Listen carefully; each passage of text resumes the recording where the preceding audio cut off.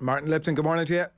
Good morning, how are we? We're flying it, and we've, like last Friday, Arsenal and Tottenham to talk about, and it does feel as if it'll be maybe, I don't know, a slightly different conversation to last week in that events have happened, and now we know a little bit more about both of them. Arsenal beating Bodo Glimt last night 3-0. It felt like a result. I mean, look, there were kinks in the performance, but it felt like a result, and almost including last weekend, that you're coming to expect from this Arsenal group now. They're playing really well. As I said last week, they've been the standout team in the league this season, and they've got a further chance to reinforce that on Sunday. And if they do, I don't think anyone can stop taking them seriously, as it were. You know, they'd have to be looked at as a viable, certainly as a top four certainty, I would say. And then maybe even if City were to slip, a potential champion. I think they're still unlikely to win the league. I think City are going to win it quite comfortably. But Arsenal have been, as I said, the best team so far this season. They proved it. They were infinitely better than Spurs, irrespective of whether or not it was a red card. I think it probably was. Last week, they're just better. But that doesn't mean anything in the greater scheme of things if they can't do it over the whole of the season. And the caveat that I brought in last week is still the same. We talked last week about how Arsenal would get on with injured players and using their squad, and they didn't have to. They picked their first 11. They were able to get everyone back. And they looks like they have a full squad on Sunday, but it's a very long season, and I still only think they got 14, 15 players. Fabio Vieira was the man that really stood out last night, Martin. And I know it was first goal for Arsenal, but even aside from the goal, the setting up for the Rob Holding goal, the way he took the ball down and perfect whipped cross for that second Arsenal goal, he has something, this fella. Well worth the whatever 30-35 million quid they've spent. He showed that with the goal he scored at Brentford, didn't he? I mean, he's a very talented young boy, but obviously Arteta's not going to throw him into the mix of a Premier League game every week at the moment. He doesn't think that's right. He's going to look after him and nurture him, and again, that's it. Build him up until he's ready to play on a more regular basis. But it certainly gives them an extra string to the bow. There's no doubt about that, and I think they should be very pleased with his development. I think in 2 or 3 years we'll see the real player, and that will be something quite exciting for any Arsenal fan.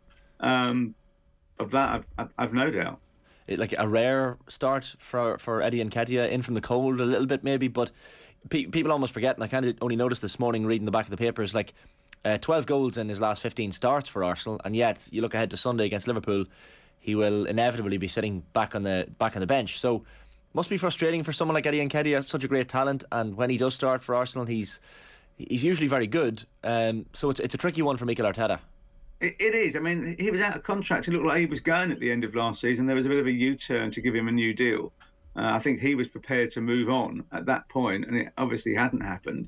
But he's going to start knocking on the door and saying, "Go and give me a game," if he's not playing. And that's only natural and right. You know, you want to be playing football. He will be able to say to Arteta, "What more do you want from me? You asked me to score when I play, and I do. So what else?" But at the moment, obviously, he's got Gabriel Jesus, and I don't think anyone could argue that he doesn't deserve to start. And their formation has one striker, so it is difficult for Nketiah to see him getting too much football in the short term. His little dribble, Jesus, along the end line for that goal was a thing of absolute beauty. Like some of the conversation you've just been having, the question Shane's been asking over the last while, obviously we've moved way beyond any idea that Mikel Arteta would be going anywhere anytime soon. Will you talk to us a little bit about him, Martin, and what, you know, I think the worst thing that's thrown at him is that he's Pep light, which is, I mean, strikes me as still a compliment. Well, I have that. Crikey. I might like being anyone like, to be honest. It'd be quite nice because I'm a bit heavy at the moment. But no, I think, look, it's clear that he worked with Guardiola and learned from Guardiola and brought in some of his ways. I don't think he's a deliberate carbon copy in any way, shape or form, but they are two peas from a similar pod. And you can tell that in their attitude, their thoughts about how the game should be played. I don't think he's quite as intense as Pep in terms of the training, and he's still very hard working, but it's not as rigid as I think people would say Pep is. But he's certainly reaping the benefits now of all the hard work he put in over the last couple of years, and also moulding a squad that's very much his squad as opposed to the one he inherited. He's a bit more ruthless now as well, Martin. Arteta, I feel like he's, like last night, I know it's only Bodo Glimt, but when you have the lead in the Europa League game, and then he brings on Jesus, Saka, Odegaard, White, like he's really standing on the neck of some of the smaller teams, and it's that intensity that he's bringing, and he clearly isn't willing to let up and just bring on the young guns and let games peter out. He really wants to put on a show for the Arsenal fans at the minute. Yeah, I do wonder whether that was in the long term the smart move, and that's not been a criticism other than there's so many games to play. Arsenal playing 9 games this month.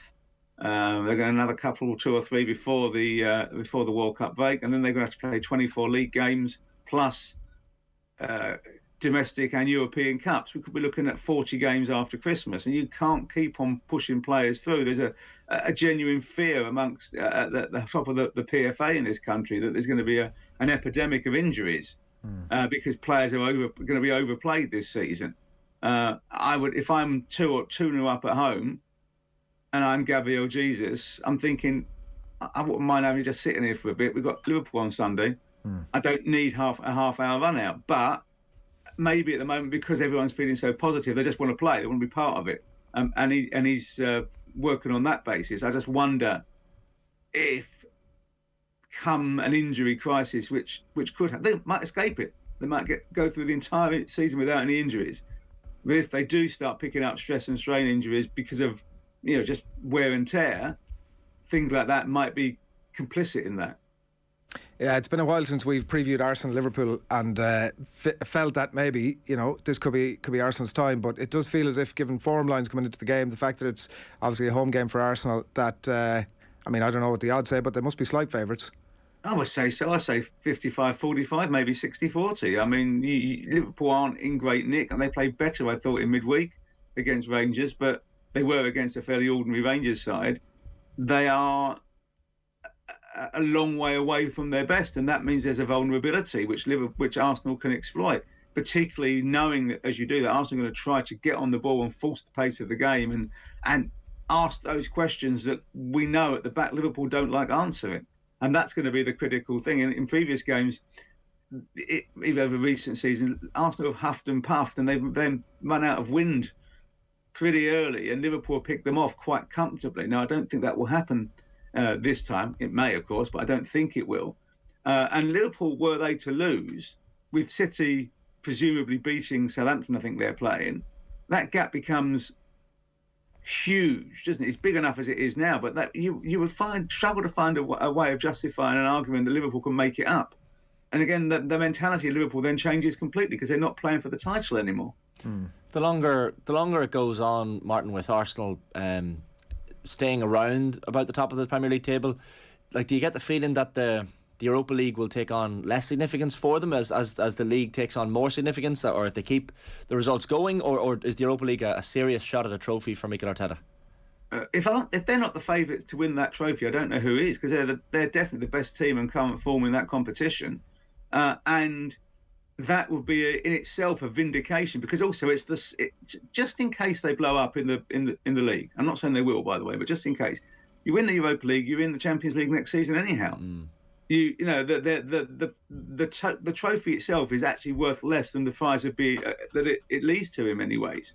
The only thing you don't get is a share of the market pool, but other than that, you get all the Champions League money. And were I Arsenal, I don't see any reason why I would not want that to be an ambition, whilst going for other things domestically as well. There was the very sad news from Tottenham yesterday of the passing of, at the age of just 61, their fitness coach Gianpiero Ventrone, and lots of lovely tributes paid to him. Harry Kane, Son, Dyer, there was a lot of players that were out. He seems like to have been held in a huge amount of affection, which must have been quite the talent, given that he was the guy responsible for the famous putting them through their paces pre-season piece. He must have been quite the presence around the place, Martin. What I'm told, yeah, there was an awful lot of respect for him. Yeah, he was a rather hard taskmaster in pre-season in particular. He literally made them sick. But I think they recognised that he was doing it for a greater purpose. And I think on a human level, it appears he was a really, and I've not met him, I don't know, it appears he was a really decent fella. They all seem to have huge respect and regard for him.